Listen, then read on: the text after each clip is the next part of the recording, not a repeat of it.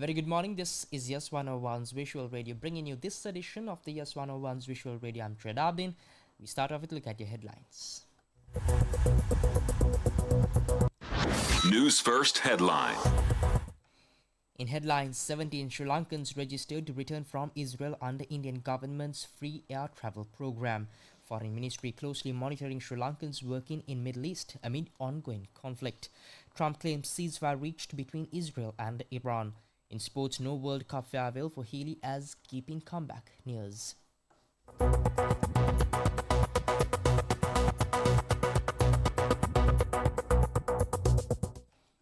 And on to those stories in detail. We start today's bulletin this morning with international news.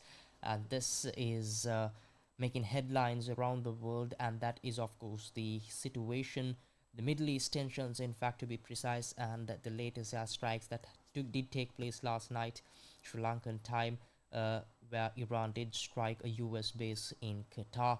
And this morning, Trump also declared that there has been a ceasefire between the two countries. But has there been a ceasefire now? Here's the latest, and here's what you have got to know on the situation now. This morning, United States President Donald Trump said that Iran and Israel have agreed to a complete and total ceasefire, which will come into effect in the coming hours.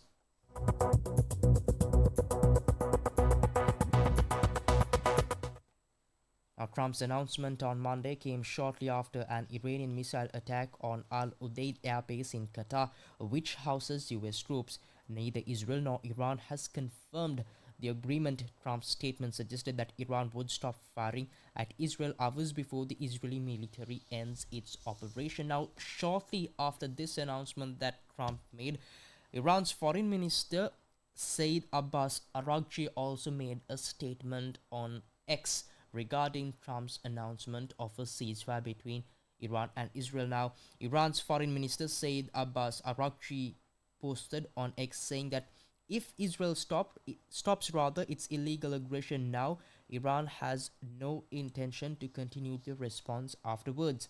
Now, he said Israel must stop by 4 a.m. Tehran time, which has now passed. Now, he went on to say that as Iran has repeatedly made clear, Israel launched war on Iran, not the other way around. As of now, there is no agreement on any ceasefire or cessation of military operations.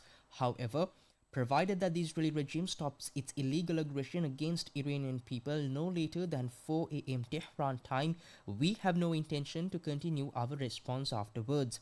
The final decision on the cessation of military operations will be made later. Now, that is the latest we have from the Middle East tensions, the Israel-Iran conflict. Now, do stay tuned on to our News First digital platforms and also our award-winning website www.newsfirst.lk, as we will be bringing you a comprehensive report on these stories and also the latest updates on the situation in the Middle East. We now shift your attention towards the local news.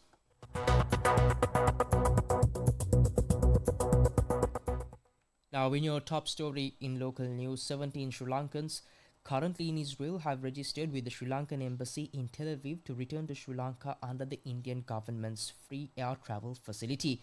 According to Sri Lanka's ambassador to Israel, Nimal Bandara, arrangements are being made for these individuals to fly from Amman, Jordan to New Delhi, India, and then travel from New Delhi to Sri Lanka using free air tickets.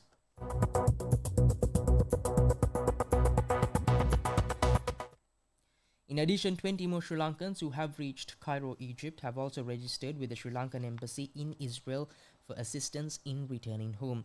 Now, meanwhile, Ambassador Bandara stated that another group of 20 Sri Lankans have registered with the embassy to return to Israel. The Indian government has agreed to allocate several seats on flights operating from Amman, Jordan to New Delhi for Sri Lankan nationals. Ambassador Bandara also noted that free transport will be arranged for those flying under this program from Tel Aviv to Amman, enabling their onward journey to India and then to Sri Lanka.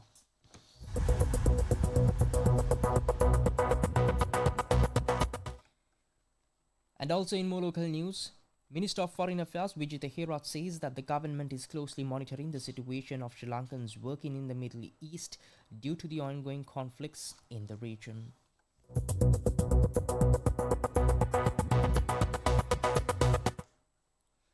The The minister stated that necessary interventions will be carried out in coordination with the relevant embassies and diplomatic missions. He assured that the welfare and safety for Sri Lankan nationals in the affected areas remains a top priority for the Ministry of Foreign Affairs.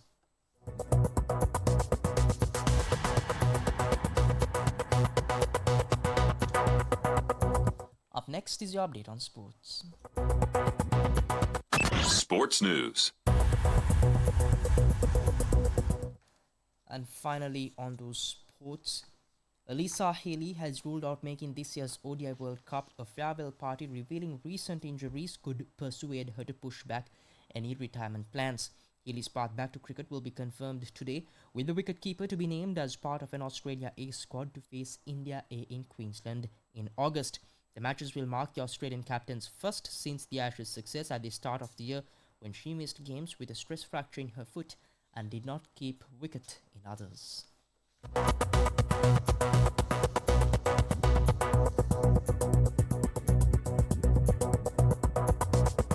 And that's all we have for you on this edition of the YES101's Visual Radio. Thank you for watching. Have a nice day.